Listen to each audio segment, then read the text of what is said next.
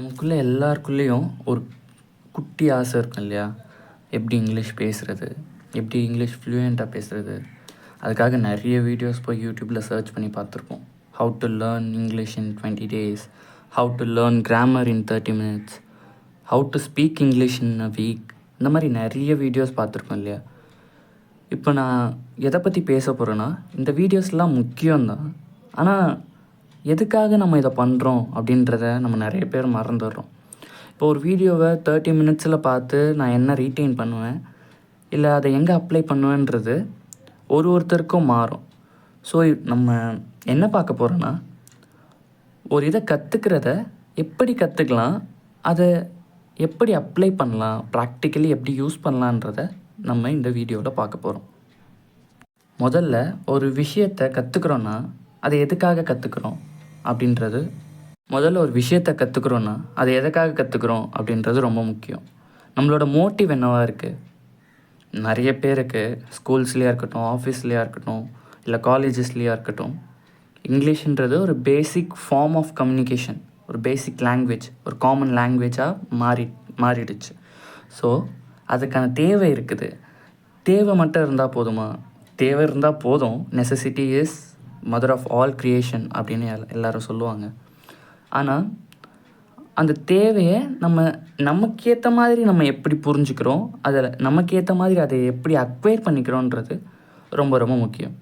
அங்கே தான் நமக்கு என்ன தேவைப்படுதுன்னா, ஒரு ரிலேட்டபிலிட்டி தேவைப்படுது. ஒரு விஷயத்தை நம்ம கற்றுக்கும் போது லாங்குவேஜ் எப்படின்னு சொல்லுவாங்கன்னா, லாங்குவேஜ் இஸ் ரிலேட்டிவ் அப்படி சொல்லுவாங்க. இப்போ வந்துட்டு ஒரு 4 ஸ்டூடெண்ட்ஸ் இருக்காங்கன்னு நீங்கள் இமேஜின் பண்ணிக்கோங்க. 4 ஸ்டூடெண்ட்டில் ஒருத்தன் பேர் கமல், இன்னொருத்த பேர் விமல், இன்னொருத்த பேர் அமல், இன்னொருத்த பேர் சோமு அப்படின்னு வச்சுப்போம். இப்போ சோமுவை கூப்பிட்றான்னா சோமுக்கு என்ன தோணுன்னா, மற்றவங்க யாரையும் கூப்பிடல, என்ன தான் கூப்பிட்றாங்க சோமுன்னு அப்படின்னு கூப்பிட்றாங்கல்ல. ஸோ இப்படி ரிலேட் பண்ணி கற்றுக்கலாம். அப்போது ஒரு வேர்பாக இருக்கட்டும், ஒரு ப்ரொனவுனாக இருக்கட்டும், நவுனாக இருக்கட்டும், அட்ஜெக்டிவாக இருக்கட்டும், இப்படி நம்ம அரை மணி நேரத்தில் படித்தோன்னா நமக்கு எதுன்னு தெரியாது. கொஞ்சம் கொஞ்சமாக கிராஜுவலாக படிக்கும் போது இது அட்வர்ப் இல்லை, இது ப்ரோனவுன், அந்த மாதிரி ரிலேட் பண்ணி படிக்க கற்றுக்கோங்க. ஒரு விஷயத்தை எடுத்திங்கன்னா மற்ற விஷயங்களோட, இல்லை நம்ம டெய்லி பார்க்குற செய்கிற விஷயங்களோட நீங்கள் ரிலேட் பண்ணி படிச்சிங்கன்னா அது உங்களுக்கு ரொம்ப ஈஸியாக இருக்கும். அப்புறம் காமன் யூசேஜ். இப்போது புழக்கத்தில் இருக்க இங்கிலீஷ் வார்த்தைகள் அப்படின்னு பார்க்கும்போது நம்ம போகிற போக்கில் ரொம்ப காம்ப்ளிகேட்டட் இங்கிலீஷ் வேர்ட்ஸ் நம்ம பேசியிருப்போம். காம்ப்ளிகேட்டடாக பேசுவோம், சிலது நார்மலாக பேசுவோம். அதில் வந்துட்டு ஒரு சிலது சொல்லணும்னா busy, no problem, thank you very much, super, amazing, wonderful அப்படின்லாம் நம்ம சொல்கிறோம் இல்லையா? இப்போ கமெண்ட் செக்ஷன்ஸ்லலாம் நம்ம போயிட்டு வார்த்தைகளை யூஸ் பண்ணுறோம் இல்லையா? ஸோ இந்த மாதிரி வார்த்தைகளும் வந்துட்டு இங்கிலீஷ் தான். ஆனால் நமக்கு என்ன பயமாக இருக்குன்னா, இது பேசினா என்ன நினைப்பாங்க, இது கரெக்டாக அப்படின்ற பயம். இப்போது 1-to-1 பேசும்போது, ஒருத்தர்கிட்ட பேசும்போது, இல்லை ஒரு இன்டர்வியூவில் பேசும்போது என்ன ஆகிடுதுன்னா, நம்ம கரெக்டாக பேசுகிறோமா அப்படின்ற பயம் நமக்குள்ளே வந்துகிட்டே இருக்குது. அது ஏன்னா நம்ம அதுக்கு முன்னாடி எங்கேயும் பேசினதில்லை. ஃப்ரீக்வெண்ட்டாக நம்ம எங்கேயும் பேசினதில்லை. ஸோ அந்த ஃபியரை ஓவர் கம் பண்ணுறதுக்கு நீங்கள் பேசணும், அடிக்கடி பேசணும், பக்கத்தில் இருக்கவங்ககிட்ட பேசணும், தனியாக இருக்கும்போது பேசி பார்க்கணும். இந்த மாதிரி நிறைய விஷயங்கள் பண்ணால் டெய்லி கிராஜுவலாக நீங்கள் வந்துட்டு அந்த கான்ஃபிடென்ஸ் வந்துடும். தப்பாக இருந்தாலும் பரவாயில்ல, பேசுங்க, கண்ணாடி முன்னாடி பேசுங்க. யார்கிட்டயாச்சும் பேசும்போது ஒரு 2 லைன் இங்கிலீஷில் பேசுங்க. நான் எப்படி சொல்கிறேன்னா, ஆஃபீஸில் பேசும்போதோ இல்லை ஒரு காலேஜில் பசங்கிட்ட பேசும்போது ஒரு 2 லைன் சும்மா பேசுங்க. பயப்படாதீங்க. அந்த பயத்தை ஓவர் கம் பண்ணிங்கனாலே நீங்கள் ஈஸியாக கற்றுக்கலாம். அதுதான் நான் முன்னாடியே சொன்ன மாதிரி, அந்த காமன் யூசேஜை வச்சு நீங்கள் இந்த வார்த்தைகள்லாம் கற்றுக்குறீங்க இல்லையா? இது எப்படி கற்றுக்கலான்னா, நீங்கள் கேட்கலாம். மற்ற யூடியூப் வீடியோஸ், இங்கிலீஷில் பேசுகிறது, அதான் எல்லாருமே நம்ம கேள்விப்பட்டது தான். லிசன், ஸ்பீக், ரீட், ரைட் அப்படின்வாங்க. இப்போ நம்ம என்ன பார்த்துட்டோன்னா, லிசன் பார்த்துட்டோம், ஸ்பீக்கும் பார்த்துட்டோம்.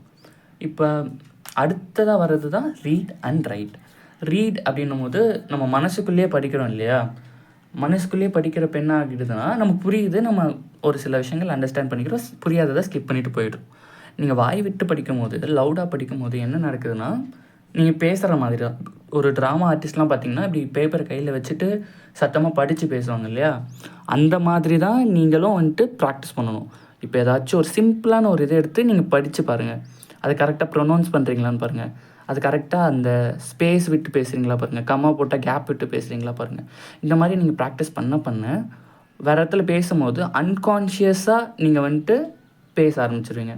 அதை சொல்லுவாங்களே, சைக்கிள் ஓட்டும் போது ஒரு 2 தடவை கீழே விழுந்துட்டதுக்கப்புறம் நம்ம ஓட்டுறது கூட மறந்துட்டு கூட நம்ம ஓட்டிட்டு போவோம். சைக்கிள் ஓட்டுறோன்றதே மறந்துட்டு சும்மா ஜாலியாக மெரிச்சிட்டு போவோம் இல்லையா? அந்த மாதிரியான ஒரு வேலை தான் இது. என்னதான் நீங்கள் ஸ்பீக்கிங் ஸ்கில்ஸ் வளர்த்துக்கிட்டாலும் ரைட்டிங்குன்றது ஹோல் டிஃப்ரெண்ட் திங். அதே தான் நானும் சொல்லுவேன். ப்ராக்டிஸ் தான் அகெயின். ஒரு விஷயத்தை நம்ம பண்ணுறதுக்கு ப்ராக்டிஸ் ரொம்ப ரொம்ப முக்கியம். ஒரு டெய்லி ஒரு சென்டென்ஸ் எழுதுங்க. இப்போ சில பேர் என்ன பண்ணுவாங்கன்னா, நான் வந்துட்டு ரைட்டிங் இது பண்ணணும், நான் உடனே இம்ப்ரூவ் பண்ணணுன்ட்டு பேசேஜாக எழுதுவாங்க. எல்லோரும் ஏதாச்சும் பார்த்து எழுதுறது அது ஓகே தான். ஆனால் நீங்கள் குட்டி குட்டியாக எழுதும் போது பெரிய பெரிய மிஸ்டேக்ஸ் உங்கள் கண்ணில் தெரியும். இப்போ நீங்கள் குட்டி குட்டியாக எழுதிட்டு கிராமர் வீடியோஸோ இல்லை மற்ற எப்படி எழுதணுன்ற வீடியோஸ் பார்த்தீங்கன்னா என்னென்ன காமன் எரர்ஸ் வருது அப்படின்ட்டு நீங்கள் அப்போ பார்க்கும்போது, நீங்கள் எழுதுனதை பார்க்கும்போது கம்பேர் பண்ணி நீங்கள் அதை ரெக்டிஃபை பண்ணிக்கலாம், கரெக்ட் பண்ணிக்கலாம். அதே நீங்கள் பெருசாக எழுதிட்டு இல்லை எழுதாமையே போயிட்டு ஒரு வீடியோ மட்டும் பார்த்துட்டு அடுத்த வேலையை பார்க்க போயிட்டிங்கன்னா ப்ராக்டிக்கலி நீங்கள் வந்துட்டு அதுலேருந்து டிஸ்டன்ஸ்டாக இருப்பீங்க. அப்போ இந்த ப்ராக்டிக்கல் டிஸ்டன்ஸ் என்ன பண்ணுன்னா, நீங்கள் போயிட்டு களத்தில் போயிட்டு பேசும்போதோ எழுதும் போதோ அங்கே வந்துட்டு உங்களுக்கு ஒரு லேக் ஆஃப் கான்ஃபிடென்ஸோ லேக் ஆஃப் கிளாரிட்டியும் வர நிறைய வாய்ப்புகள் இருக்குது. ஸோ நீங்கள் எந்த அளவுக்கு ப்ராக்டிஸ் பண்ணுறீங்களோ, எந்த அளவுக்கு எழுதுறீங்களோ, எந்த அளவுக்கு படிக்கிறீங்களோ, சத்தமாக படிக்கிறீங்களோ, அந்தளவுக்கு உங்களோட ஸ்பீக்கிங் அண்ட் ரைட்டிங் ஸ்கில்ஸ் வளர ரொம்ப அதிகமாக சான்சஸ் இருக்குது. சரிப்பா, இவ்வளோ பேசுகிறியே, நீ யார் அப்படின்னு கேட்குறீங்களா? நான் ஒரு சாமானியன். பிஏ எம்ஏ இங்கிலீஷ் லிட்ரேச்சரில் முடிச்சிருக்கேன். எனக்கும் இந்த மாதிரி ஸ்டார்டிங்லலாம் ரொம்ப பயம் இருந்துச்சு. என்ன ஒன்றுமே புரிய மாட்டேங்குது, என்ன இங்கிலீஷ் என்ன இவ்வளோ கஷ்டமாக இருக்குது அப்படின்ற மாதிரி பயம் இருந்துச்சு.